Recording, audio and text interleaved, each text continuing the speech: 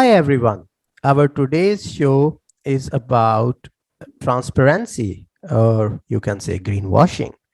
In this episode of ESG Climate and Money Show, we will have our guest, Mr. Welfredo from Genuine Way, and we will dig deep into what are the different challenges in supply chains today, because we often discuss this issue in the ESG context, that how the supply chain transparency is extremely important and how uh, things should be different. Genuine Way is a very exciting company. They are using blockchain for to make sure that the supply chains have transparency. And but I wouldn't let keep speaking about this thing. Let's give the floor to Welfredo. Hi, Welfredo. Welcome to the show. Hey, Sunny. Thanks for inviting me. Um, yeah, we are a company from Switzerland, and we're vertically positioned in supporting businesses to create transparency, not in general terms with regards to just their supply chain, but with regards to the ESG topics that they want the consumer to understand. And as you anticipated, in a now gigantic new world that is the ecological transition. Everybody's talking about sustainability, and we believe technology is here to support those businesses or brands that are truly innovating or implementing, substantial policies for ESG. Yes, thank you for making it better, Wilfredo. I have a question, and the question is that uh, tell me about the traditional way of supply chain transparency. What are the methods available, and what people are doing in this regard to make sure that there is transparency and there is less greenwashing? Can you please walk us through? Yes, let's say that, specifically in the blockchain industry is still a young industry. Although blockchain existed for over a decade as a commercially viable technology, it appeared about 4 years ago. And you've certainly heard of traceability projects. So when you talk about blockchain leverage traceability, there's a spectrum of different things you can do.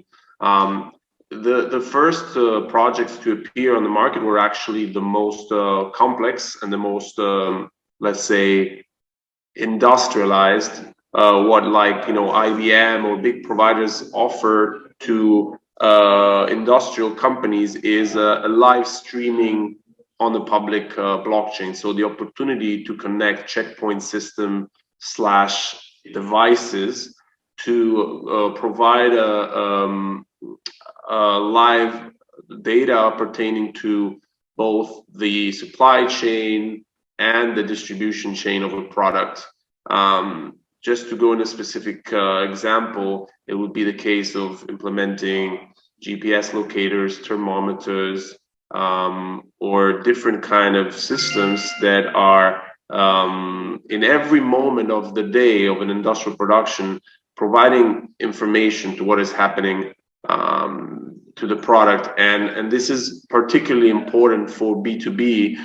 It is a tool that now and in the future will allow us to have a more safety. For example, if we're talking about the food industry, understand when there has been a problem within the quality of a production or supply chain, retrieve a production from retail, and these kind of things that you've seen big groups like Walmart, heavily invested in this. And then the spectrum of traceability moves towards, let's say, different systems or different approaches to using blockchain, because the approach that I just described is really not affordable to all businesses, and it's also not efficient to describe maybe SMEs who don't have a highly industrialized process and may have a very short supply chain. So there have been several different providers. In Europe, Switzerland, where we come from, has been a strong ecosystem for this kind of innovation. And in this space, there has been the possibility for smaller brands to actually access blockchain in a simplified way and in a cheaper way, and genuine way is among these businesses. Yes, thank you for telling us about this ecosystem which is already existing, and I agree with you. Like I also understand this. IBM had this approach, and of course the affordability is a big issue. But of course, on the other hand, the opportunity is huge, because even you just take the wine industry, there is so much mislabeling, there is so much mislabeling in the seafood, in the food and agriculture. The mislabeling is so huge, and also in the other industries. So this is of course very important, that if a small company can implement this system in a cheap way, it's extremely of course important. And of course the blockchain has become such a huge buzz, and of course it has been buzz from last few years, and it could be very interesting to see how this field evolves. But the name of your company is Genuine Way, and then we have the traditional way. So tell us about, first of all, very nice name, and the second thing is that what is the difference between the genuine way and the traditional way? Yeah, thanks. I love the name too. I think it's great to make a statement with your own brand name. You can understand that we are really focused on certain aspects, which are sustainability, social impact, and I would say traditional way vs genuine way is the way that you communicate to consumer, the way that you choose to provide understanding of what you do to consumer or your B2B partners. The traditional way is marketing and communication. So the traditional way is going on your website, going on your social media, making big statements pertaining to the cool new strategies you're applying, or the sustainable aspects of your business. And of course, this is one of the elements that need to be pursued by any ethical company or brand. But in this fast evolving market, we believe it's not sufficient anymore. We believe that it's time to use technology to actually dig deeper, or provide a bit of evidence or validation of what you're doing. So the genuine way is allowing, enabling the companies that really have substance to showcase what they're doing. Showcasing what they're doing is, in some way, we could call it auto-certifying what you're doing. So we don't act as a certification company. We interact with all the certification companies who have issued certificates down the supply chain. I mean, we can go into that in a bit of what specifically Genuine does, but to give you the main concept is, there are some companies who are genuine, the ones who are opening up, taking liability, and the key word is accountability.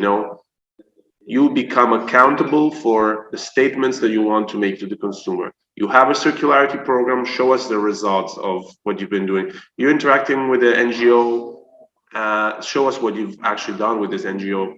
You talk about innovative materials, but some materials are not that innovative, or don't really reduce the impact of your company. So let's see if your supply chain choices, if we're talking about the fashion, or ingredients, if we're talking about the food industry, have really had a positive impact on your product. Very interesting. So it's more like people can use this system, and it's more like the guardian angels watching you over the shoulders, and checking that if you are really making just the statements on your marketing material, or you're actually doing something. So it's very interesting. But how big you think is this problem? Because we also hear a lot about this greenwashing people in this, especially in this ESG investment industry overall, since this sustainability has been the focus. People really just make claims, we are going to do this and that, and by 2030 and whatever. we will do this and we will clean our supply chains, you will see this impact and that impact. What do you think? How big is the problem? Is I will like to quote you some recent study. They actually studied 25 companies. This was a huge study. 25 companies and check their sustainability commitments, and it turned out to be a very huge. I don't want to say the number. It's so scary that very huge number of them are actually not really committing to what they are saying, and it seems like everybody is thinking about, oh, Art. it's too far in the future, we will think about it, and let's just publish some good marketing material, change maybe the color of the logo even, let's do something. What do you I think? How huge is the problem sitting in this industry and watching from and understanding from your first hand experience? The problem is massive, Sunny. Like we had a conversation before the podcast. I remember we can give some figures. Like you've seen a study where you would see that just like 10% of the companies would actually comply with this ESG statements that they gave. I've had access to other kind of reports, and I've seen figures go about like across like 30% or one third of the total. So the problem is massive.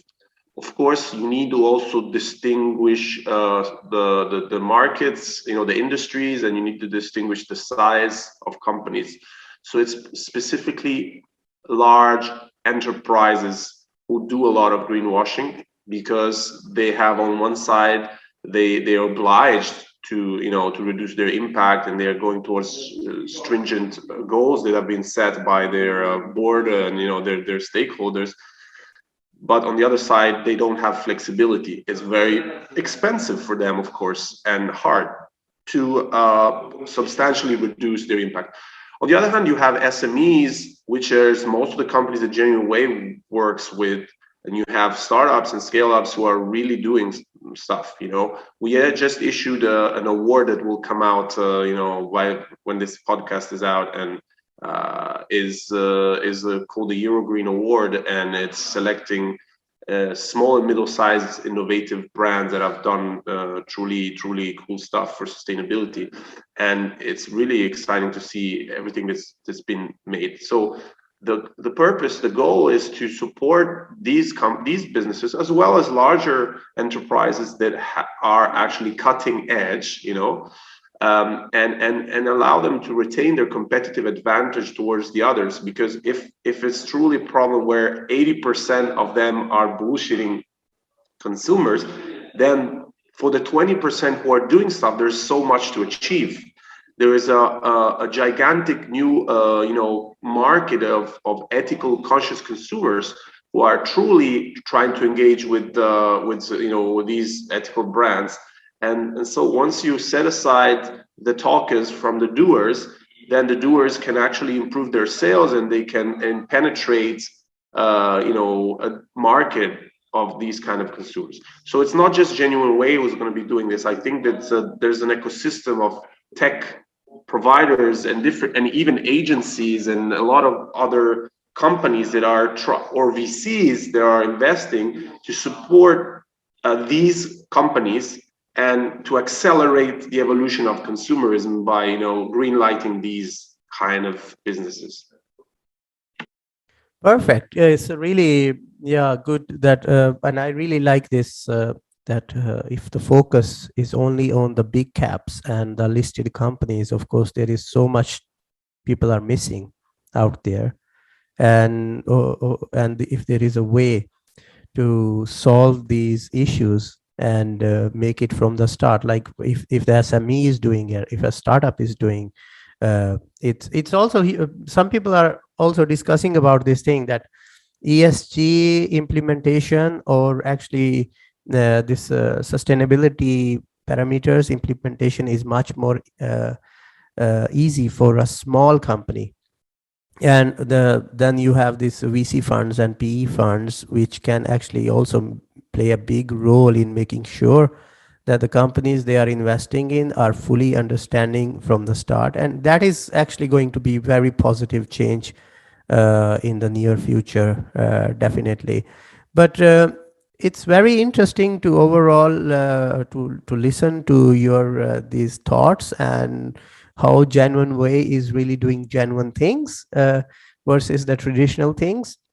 Of course, we have to go beyond just reading the marketing story when you scan a product in the supermarket, and we have to go much more beyond that. Oh, one last question before I'm going to ask you for your final thoughts. What do you think about this approach you are using? Could rating agencies can do the same thing, like because they are really have their advantage if this type of system you are using and the rating agencies, if you combine them together, that could be a very powerful tool. What do you think? Have you think about it? Yeah, I think that's very interesting. Actually, most of our approach is an ecosystem approach. So it's connecting with other providers or consultants, providing embryonial value of some kind of core informational value that then can be leveraged in different ways. So just to dig into a bit into the technical side of things, Genuine Way engages with brands and businesses, and what we do is we conduct extensive interviews, do a mapping of the with our analysts, a mapping of a supply chain and production with regards to the ESG topics. And after this, we go and basically connect with each node of the supply chain. So suppliers, suppliers of suppliers, the lab that has provided a lab test, the NGO that's in a partnership that is recycling, upcycling the products, and I could go on. And what we do with them is basically source relevant documentation with each node of the supply chain and enable each operator to notarize, to register their share of documentation on a public blockchain. So, in a nutshell, blockchain is a decentralized ledger. It's a database. You can use different public blockchains. There are databases that have this property where no single user can, unanimously remove information or alter information. Through a consensus mechanism, you can decide to input information, but once it's there to stay. So going back to the first question, how can you find new ways of leveraging blockchain? Genuine Way is doing something completely different from IBM and these projects. These projects provide a live streaming of data. We provide accountability system, a multiplication of liability, where if you're telling us that your farmer, your supplier told you that his product is organic, but he doesn't have a certification for that, but he can do a lab test to see what's in the leaf of his plant, we will interact first with the supplier, then most importantly with the lab, require the lab to provide us with the lab test, notarize it on the public blockchain. This is an example of a brand that's taking liability for this statement, a farmer who's taking liability for this statement, and the lab. So multiplication of liability makes it very hard to greenwash. It's not a very scientific approach, it's a very pragmatic approach. That's why we like it, because a lot of brands are doing it. If more brands do it, more consumers benefit of it, and it's very scalable. So my point being that this is basically creating ESG data rooms, right? Once we create that value, that discovery process that we do may allow the brands to find out about stuff that they don't know. The supplier of the supplier giving you the raw material, raw ingredient, had a circularity program that you didn't know about.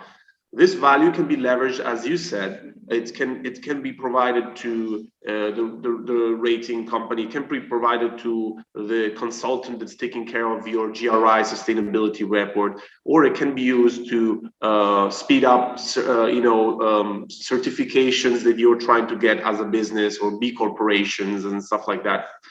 So hopefully we wish to connect with and if anyone is listening to the podcast, as a B2B perspective, wish to interact with any other businesses working for this ecological transition to speed up the process and to meet the stringent goals that we've set for humanity.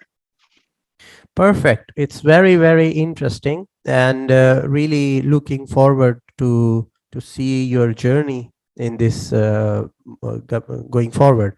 For those people who don't have your contact information, want to contact you, how can they reach you or your company? Can you please tell us? Yeah, so our website is genuineway.io. my personal email is Walfredo, written with a W, at genuineway.io.